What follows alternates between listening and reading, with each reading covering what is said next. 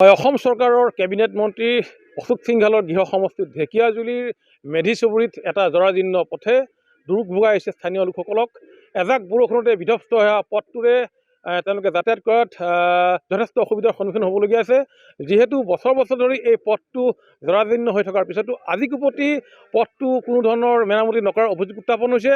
আৰু মই বৰ্তমান উপস্থিত আছোঁ এই মেধি চুবুৰী ঢেকীয়াজুলি সমষ্টিৰ অন্তৰ্গত মেধি চুবুৰীৰ এই জৰাজীৰ্ণ পথটো। আৰু এই পথটো ঢেকীয়াজুলি যি 15 নং ৰাষ্ট্ৰীয় ঘাইপথৰ পৰা মেধি চুবুৰী হৈ চিৰাজুলি সত্ৰলৈ সংযোগী এটা অতি গুৰুত্বপূৰ্ণ পথ। কিন্তু বছৰ বছৰ ধৰি পথটো বিধ্বস্ত হৈ থকাৰ পিছত ইয়াৰ লোকসকলে আচলতে যাতায়াতৰ নামত নৰক যন্ত্ৰণা ভুগিবলগীয়া হৈছে। কাৰণ বাৰিষা একাঠু বোকা পানী আৰু খৰালি সময়ত ধূলি সদৃশ পৰিৱেশৰ কাৰণে ইয়াৰ লোকসকলে নৰক যন্ত্ৰণা ভুগিয়াৰ পিছতো বৰ্তমান পৰ্যন্ত এই পথটো মেৰামতি কৰাৰ ক্ষেত্ৰত কোনো ধৰণৰ গুৰুত্ব আৰোপ নকৰাৰ অভিযোগ উত্থাপন হৈছে।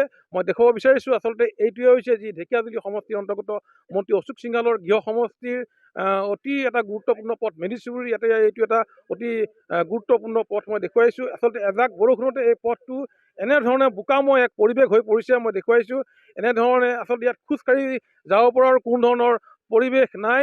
কাৰণ ইয়াৰ লোকসকলে এতিয়া বহু কষ্টৰে আচলতে তেওঁলোকে অহা যোৱা কৰিবলগীয়া হৈছে। তেওঁলোকে বাৰম্বাৰ এই পথটো মেৰামতি কৰাৰ ক্ষেত্ৰত আচলতে বিভাগীয় কৰ্তৃপক্ষৰ লগতে স্থানীয় বিধায়কগৰাকীক অৱগত কৰাৰ পিছতো বৰ্তমান পৰ্যন্ত আচলতে পথটো মেৰামতি কৰাৰ ক্ষেত্ৰত কোনো ধৰণৰ গুৰুত্ব আৰোপ নকৰাৰ অভিযোগ উত্থাপন হৈছে। মোৰ লগত স্থানীয় লোকসকল আছে। আচলতে কিমান দিনৰ পৰা এই পথটো এনেধৰণে বহুত দিন হৈ গ'ল এই ৰাস্তা নহয়। ইমান দিন হৈছে, ইমান আমি কষ্টত চলি আছো আৰু ক'বই নাই। হয়, আপোনালোকে জনাইছিলে নাই পথটো মেৰামতিৰ কাৰণে? কেইবাৰ জনাইছো, কামে নহয়, গুৰুত্ব নিদিয়ে। গুৰুত্ব একবাৰে নিদিয়ে। আপোনালোকে কেনেকে ধৰণে অহা যোৱা কৰি আছে? অসুবিধা, একদম পুৰা অসুবিধা।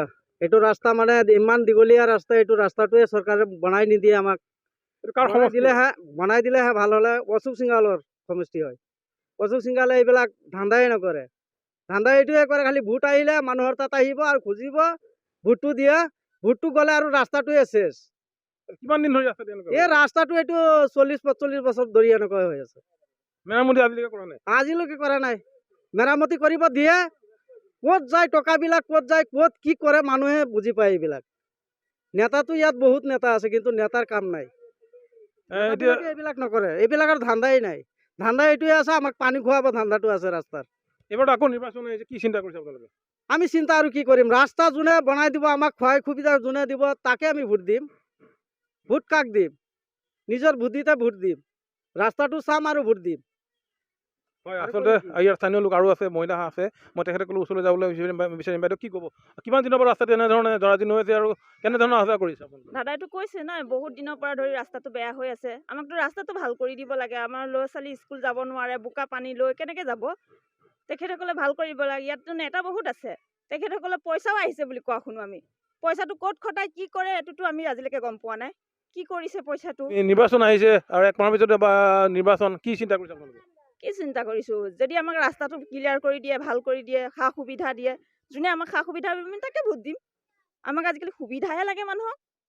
অসুবিধা পৰিতো আমি ভোটটো দিব নোৱাৰোঁ ন। বোকা পানী গছকি ভোট দিবতো যাব নোৱাৰিম আমি।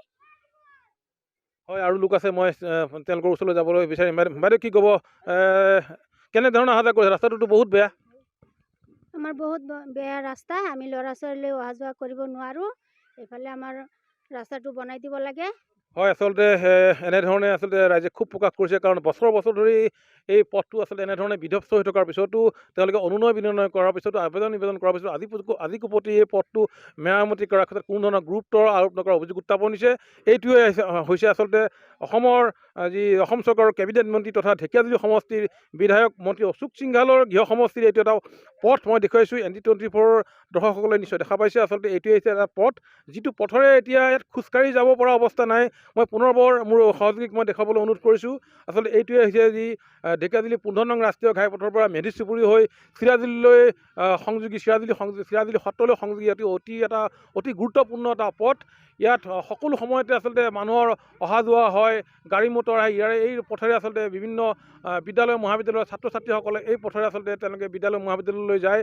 বেপাৰ বাণিজ্য কৰিবলগীয়া বহু লোক এই পথেৰে আচলতে তেওঁলোকে অহা যোৱা কৰিবলগীয়া হয়। তৎসত্ত্বেও কিন্তু আজিকোপতি এই পথটো মেৰামতি মেৰামতি কৰাৰ ক্ষেত্ৰত মন্ত্ৰীগৰাকীয়ে কোনো ধৰণৰ বা বিধায়কগৰাকীয়ে কোনো ধৰণৰ আচলতে গুৰুত্ব আৰোপ নকৰাৰ অভিযোগ উত্থাপন হৈছে।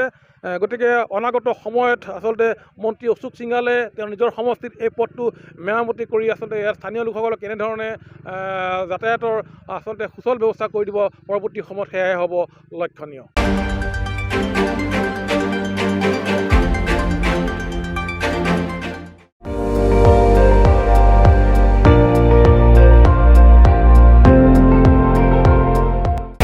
আপুনি চাই আছে ND24 সৰ্বশ্ৰেষ্ঠ নহয় সৰ্বোত্তমৰ দৌৰত।